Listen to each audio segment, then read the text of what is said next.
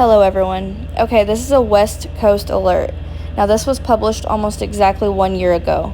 Pieces of mantle found rising under north and south ends of Cascadia Fault.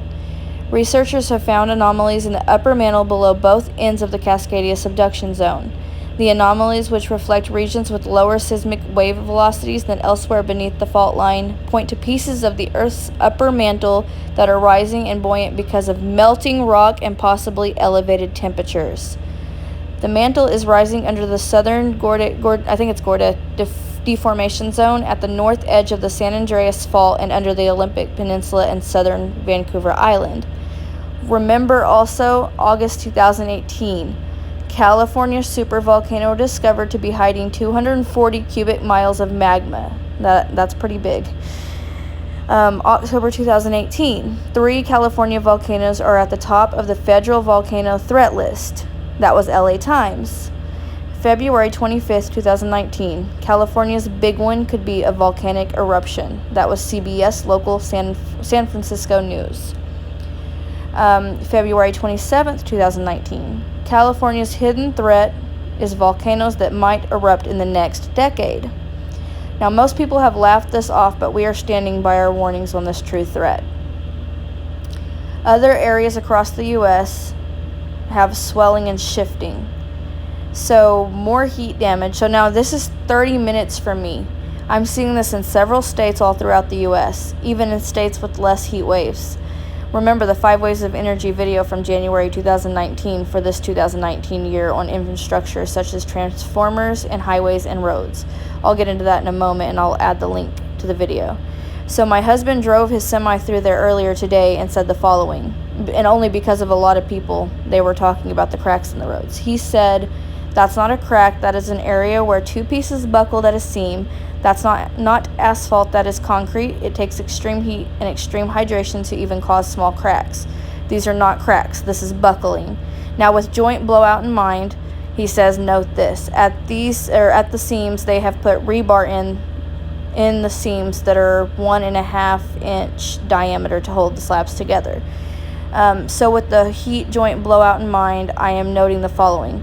Either way, the core expansion, swelling, and extra cosmic radiation causes extreme heat from within the Earth, and the swelling and shifting would cause road cracks and buckling, even in places where it isn't hot outside.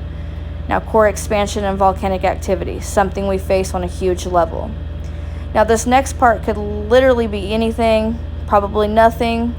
It could be anything from contamination to underwater vents, but here in Oklahoma, along with that, the road cracking and all that's going on, I noticed a bunch of people asking the Tulsa, Oklahoma engineer or corpse of engineer why the water smells like sulfur there. So everyone's kind of smelling a sulfur smell coming from that area. Like I said, that could be nothing. It could be contamination. Maybe it is volcanic. I don't know. But something to note for future reference. Also, more dormant and extinct volcanoes are showing activity, more magma problems and volcanic issues. A Russian dormant extinct volcano started awakening recently also. And let's not forget about the new volcano off the coast of Africa. Geologists discover largest underwater volcano, new volcano. This was the #1 warning with the 5 Waves of Energy, extreme volcanic and magma issues. Okay, so I've been seeing a lot of people posting photos from the grocery store also where food shortages are all over. That's another good reason to prep food shortages, which we will face. We'll face that in a large amount. A really good reason to prep or to get people on board for prepping is to be like, look, here in the grocery store, they are really short on certain foods, canned foods, et cetera, et cetera. Okay.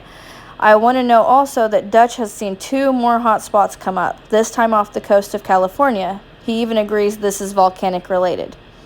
Another thing I've been noticing is many people talking about the feeling of the ground dropping during some of the significant quakes. I think Marfugel, somebody just sent me to his channel the other day, but he was recording when it happened and he felt the ground kind of drop.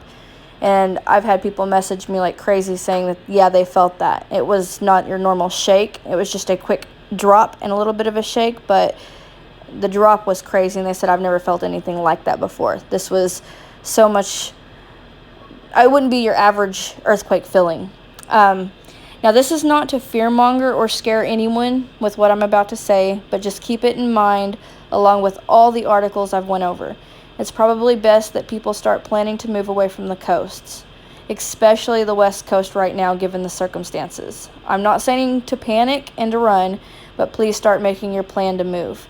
Many have laughed this off long enough, but it's time to start laughing at, or time to stop laughing at it, not start laughing. Stop laughing at it and start planning. Think about job situations and cost of living, etc. Look at places you would want to move to and look into local jobs and apartments or houses there. Save back some money to move along with prepping. Do what you have to do to get off the coasts there, but please don't panic or think this is me trying to scare anyone. I just want people to be okay and to be safe, and we are seeing way too much activity there for this to be a safe place to stay. We know we are facing volcanic issues there, but it seems to be heating up fast. Just make that plan as calmly as you possibly can. And anyways, just take everything I am saying into consideration and the news articles into consideration. And if you don't plan on moving, at least have your bug out plan and equipment ready and keep a full tank of gas. All right, have a plan and stay safe, and much love.